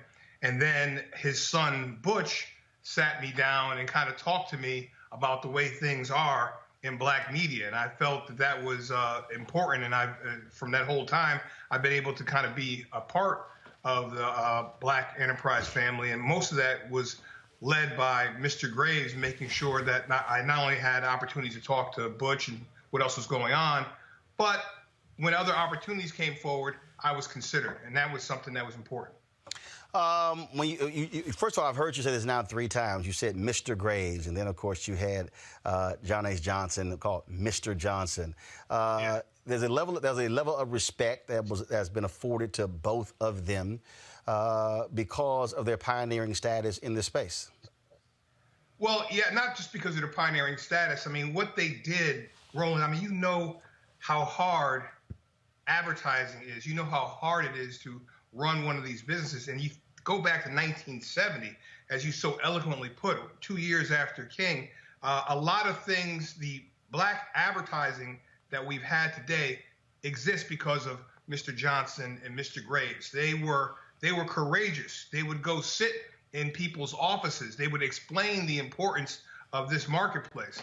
So if we didn't have that, you wouldn't have anything today. I was fortunate to run Vibe, but by the time that happened, you're talking about almost 20-something years of Essence, of Black Enterprise, of 30 years of Ebony, and that helped to at least shape a marketplace. The thing that we have today where people understand the power of the black marketplace, it comes very early on from people like Mr. Graves, making sure not only to talk about just the market, but making sure people got the opportunity for jobs, for positions. That's how that happened. And when you talk about creating folks in other different spaces, look, it was also validation of your business. If you were able to be in Black Enterprise, for those who are black journalists, the opportunities, whether to write for a BE, to write for an Ebony or Jet, to write for an Essence as well. And that's the thing I think people don't realize. Those magazines served as a springboard for so many other different spaces, and not just in terms of whether you're a business or you're a journalist. I mean, look at the people who worked at PR firms, the people who worked in other ancillary businesses, this whole ecosystem that these magazines created. Yeah, and Roland, the other thing is just how black people expanded to other media, into radio and into television, and having influence in different places where the major advertisers were not as afraid of them because they started to see the business in working with people of color. When you think about what has happened, especially if you had Ed Lewis on earlier, you look at how powerful Essence has made the black women's marketplace. A lot of that came from what Black Enterprise did in terms of speaking about markets, speaking about the opportunities for people, showing black CEOs, showing people like Ken Chenault. Where does Ken Chenault come from? Ray McGuire. You see some of these executives come along. Miss Hughes. When you see all these people, they come through those pages. They come through that opportunity. This is it's a sad day, but at the same time, it's the foundation of what we have. And that's something that his family and Mr. Graves' legacy can be extremely proud of. All right, Keith Cleanskills, we surely appreciate it, man. Thanks a lot. Thank you, Roland. All right, folks, right now I want to play a video, actually, the Black Enterprise folks put together on their YouTube channel, saluting the founder of Black Enterprise, Earl Graves Sr. Here we go.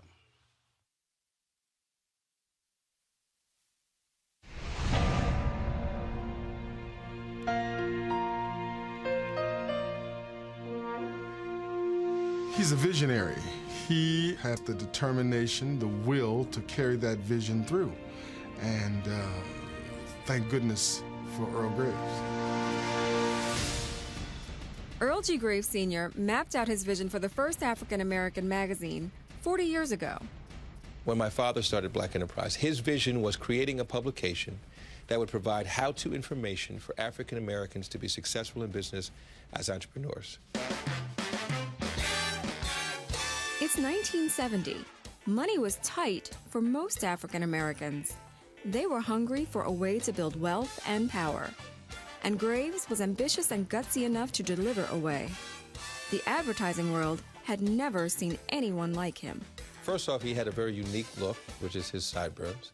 But he also was a dashing figure. And when I say that, you know, with every level of respect. He was well-dressed. His presentation was polished. He knew exactly what he wanted to say. And he was determined. Married with 3 young sons, the 35-year-old former assistant to Senator Robert F. Kennedy and former Green Beret never took no for an answer, making the publication profitable by its 9th issue. When my father went on sales calls, he went out with this unique sales toolkit. And so he'd open up his kit, and he'd get to his first card, and then he would take people through what is Black Enterprise about. I remember my father telling me a story in regards to how difficult it was for him to secure advertising. He went to go see a top advertising agency. One of the gentlemen looked at him and said, "Black people only drive used cars and drink half pints of liquor. Why would we want to advertise in Black Enterprise?" And he said it infuriated him, but he was cool about it. And he ultimately won the gentleman over and won the account over a period of time.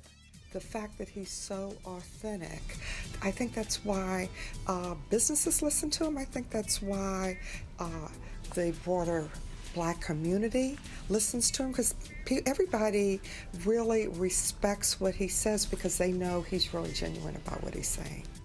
His vision has become a multi-million-dollar media empire that now encompasses Black Enterprise Magazine, 2 award-winning television shows, a state-of-the-art website, iPad and mobile phone apps, world-class business conferences, and more.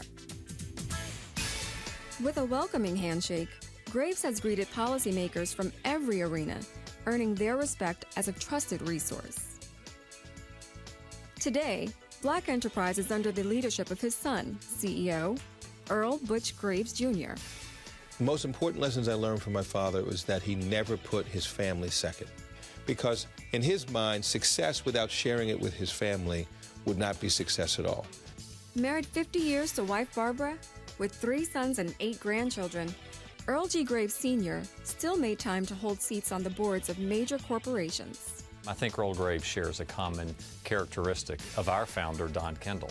And Don Kendall believes that everyone in the company should be a salesperson, regardless of whether you're in finance or HR or marketing or whatever. And Earl Graves was a salesperson for PepsiCo every day. I think the reason we got our products into American Airlines was because of Earl Graves. He's a long-standing civil rights activist. He holds 70 honorary degrees and is a committed champion of education. It gives me great pride to announce a pledge of $1 million to my alma mater, Morgan State University.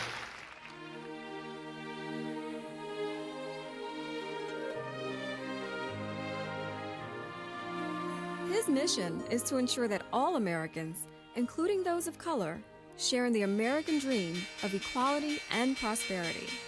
This man has taken risk on behalf of all of us and has achieved greatly. And I think for that, we're all achieving more for it. Congratulations. All right, folks. And again, that was a video that was put together by the folks at Black Enterprise. You heard in that video Earl Graves Sr. talking about his alma mater, where he really got his business start at Morgan State University in Baltimore. Well, joining us right now is David Wilson. He is the president of Morgan State University. President Wilson, glad to have you on the show. Roland, thank you for having me on this evening. Earl was in that other fraternity. We know what the real one is. I'm just, but he really loved Morgan State. I'm sorry, but can you repeat that? I said he really loved Morgan State University. Oh, I mean, Earl Graves Sr. Was the epitome, if you will, of the Morgan graduate. He was the quintessential Morganite. He loved Morgan State, and Morgan State loved him back. I often say that in my 10 years as president at Morgan, and I have been in the company of Mr. Graves, numerous times. I can count on one hand when I've seen him, and he did not have orange and blue on. He had the orange and blue bow tie, the blue blazer, and even would wear orange and blue checkered slacks I mean, he really loved Morgan. Well, and we loved him back. And as as I was making my way into the presidency at Morgan, I reached out to him as I was leaving Wisconsin. I had never met him, and reached out to him in 2010, and we had a great conversation. And he said, I think we should have regular conversations because it was a transition period. And so he and I spoke several times before I actually showed up at Morgan. And he gave me some wonderful guidance and great wisdom in terms of how to make sure that Morgan was connected to the business community. And then he came to Morgan, and we had a personal conversation. And at the end of the personal conversation, he wrote me a check. And he said, look, I have contributed to my alma mater over the years. Of course, he gave us $1 million donation, and at the time, that was the largest in our history. But he said, take this check, Mr. President, and use it to go to business functions in and around Baltimore and Maryland and the region when I know, as a state institution, you cannot use state money to do that. And I was so moved by the fact that he understood that as a university president, it was important for me to really have the ear of the business community. And so I certainly took advantage of that and began to go to functions, the Greater Baltimore Committee here in Baltimore, and to increase the Morgan presence. But I just really, really think very, very highly of Earl G. Graves Sr. Well, he certainly did indeed love the university. It was interesting reading the backstory of how he really took advantage of homecoming at Morgan State by cutting deals with local florists and reselling those flowers on campus. And so he was focused on making money real early. Yeah, real early. As a matter of fact, a few years ago, as we were about to open a $90 million building there at Morgan to house the Earl G. Graves School of Business and Management, Butch and the family invited me up to kind of go through many of the things that he had accumulated over the years. And so to see which of those things, of course, we wanted to bring and put on display in the building. So first of all, I was just overwhelmed with all of the honorary doctorates that he had received.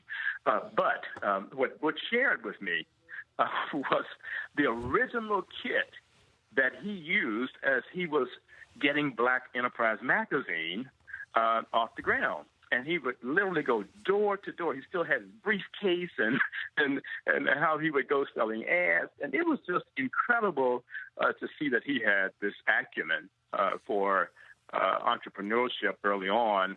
And he often told me that when he came to Morgan from Brooklyn, that he didn't really come to get the skills at Morgan to go and, quote unquote, work for somebody else, that he wanted to start his own business and to be his own boss. And immediately he started a grass cutting business and would tell me, yeah, I saved my little nickels and saved my little dimes and paid my way through Morgan in the process. So he was really destined for greatness and destined for success. And our current students at Morgan, former students, alums, we just adore Earl G. Graves Sr. David Wilson, President, Morgan State University. I appreciate you joining us for this tribute to the life and legacy of Earl Graves Sr. Thank you for having me. I appreciate it, folks. In 2006, National Association of Black Journalists honored Earl Graves with their Lifetime Achievement Award. Here is that ceremony. Year history. The mission of Black Enterprise has always been to promote financial empowerment, encourage the establishment of minority-owned businesses, and highlight their accomplishments. No doubt, since its founding in 1970, that mission has been and continues to be accomplished. The face and visionary behind that brand is none other than Earl G. Graves Sr. Taking a look back, Earl grew up in Brooklyn, New York. He went on to graduate from Morgan State University with a Bachelor of Arts in Economics. He then enlisted in the U.S. Army. After completing his enlistment as a captain in the Green Berets, he would serve as an administrative assistant to Senator Robert F. Kennedy, and here during the turbulent yet progressive time also known as the Civil Rights era, Earl's vision and passion began to take shape.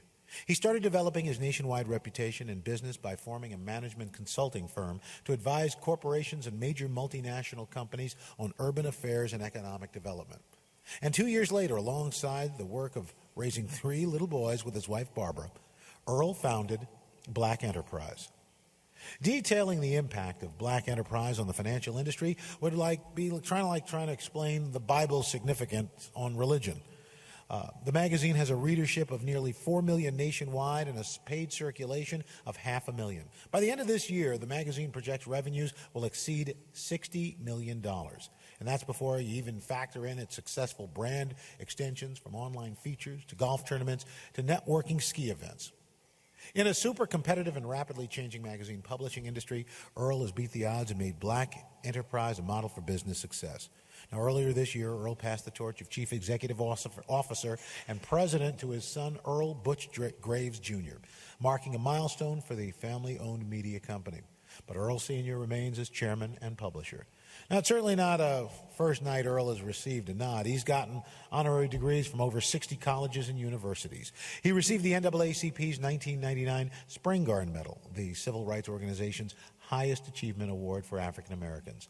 Last year, NABJ recognized Black Enterprise for marking its 35th anniversary. This year, NABJ salutes the man who has had his finger on the pulse of the world of business for the last 36 years and has never let it go. For these reasons and more, NABJ is proud to present the 2006 Lifetime Achievement Award to Earl G. Graves, Sr.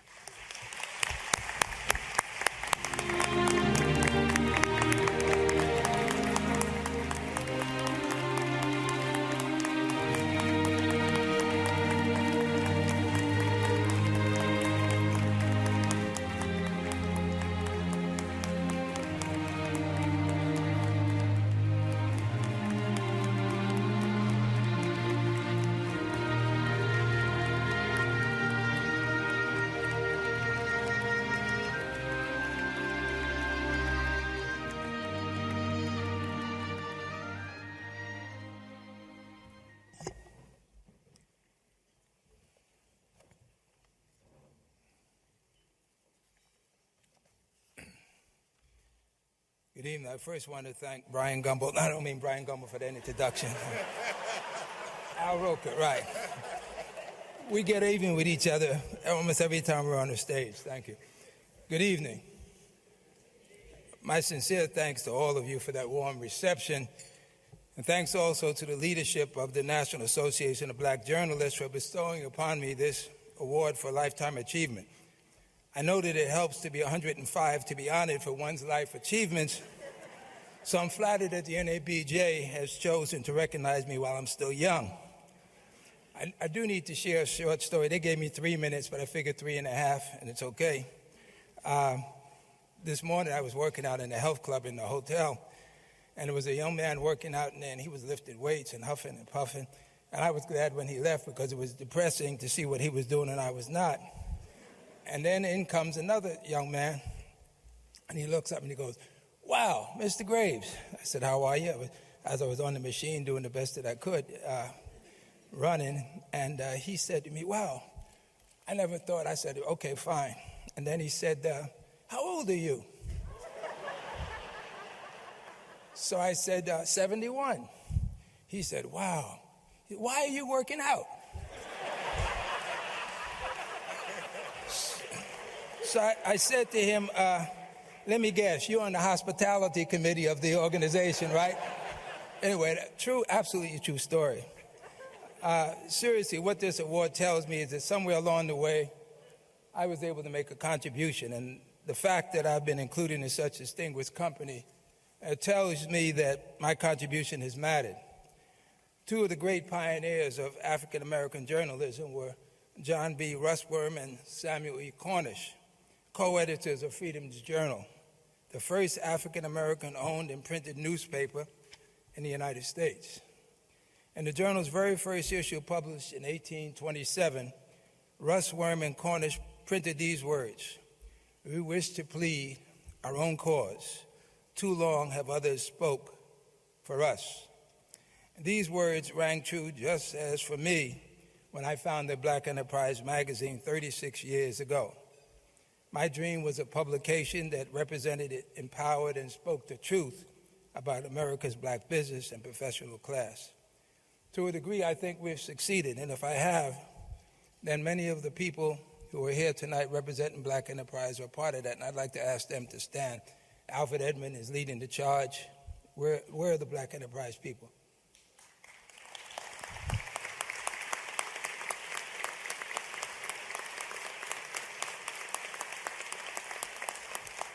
I told you guys to get your registration in early. You'd be up closer.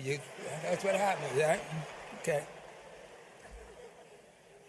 To a degree, I think I've succeeded because of the young people represented here, just as a whole generation of African-American publishers, reporters, and editorialists succeeded in bringing a measure of true dignity to the African-American story.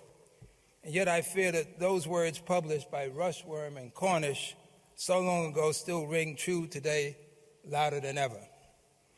The nightmare of Katrina and its aftermath, the ongoing tragedy of the war in Iraq, the scourge of AIDS and the silent response within our community, the collapse of public education, the crisis of the African-American male.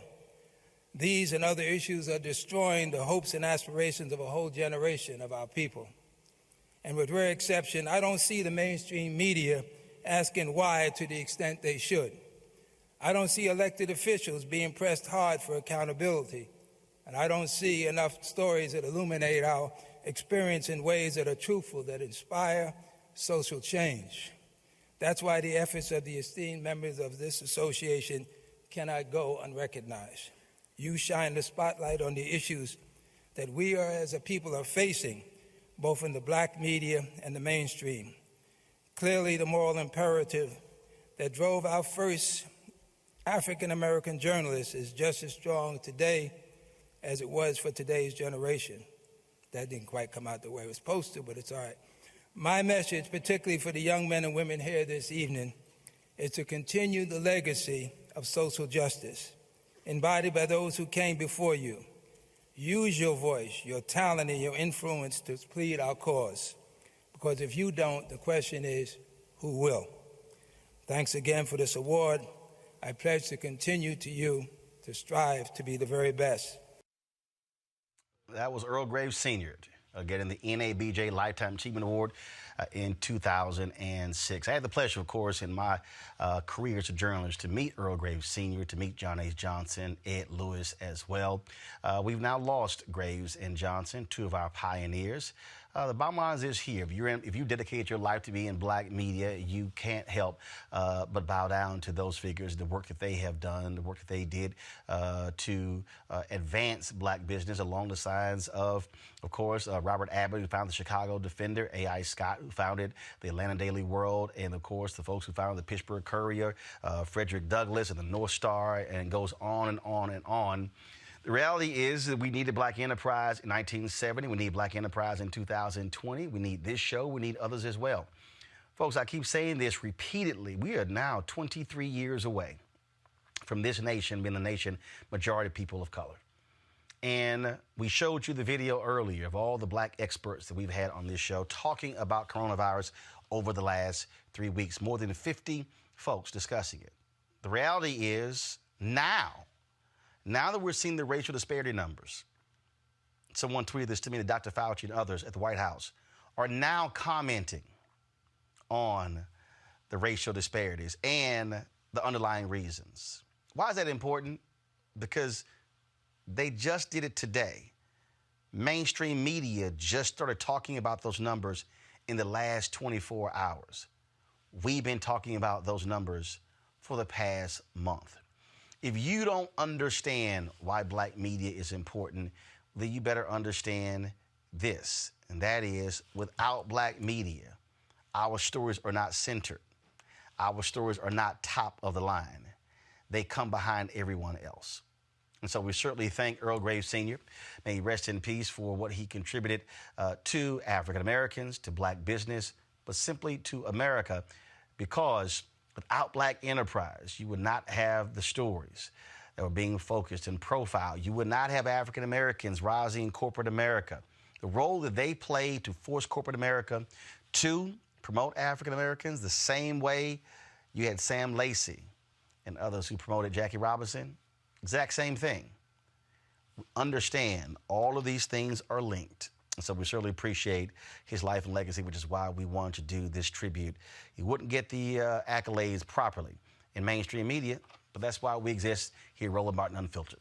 Please support what we do. We're averaging 10 million views a month. We're, of course, growing in our YouTube channel, nearly 500,000. Of course, we live stream across all 3 platforms, YouTube, Facebook, and Periscope. But your dollars make it possible, so please join our Bring the Funk fan club.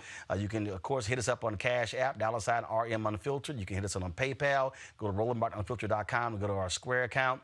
Of course, we're sitting here greatly impacted by this coronavirus, has an impact on us and our advertising dollars, so your dollars are going to make it possible for us to deliver you this kind of content every single day, which is why we are here.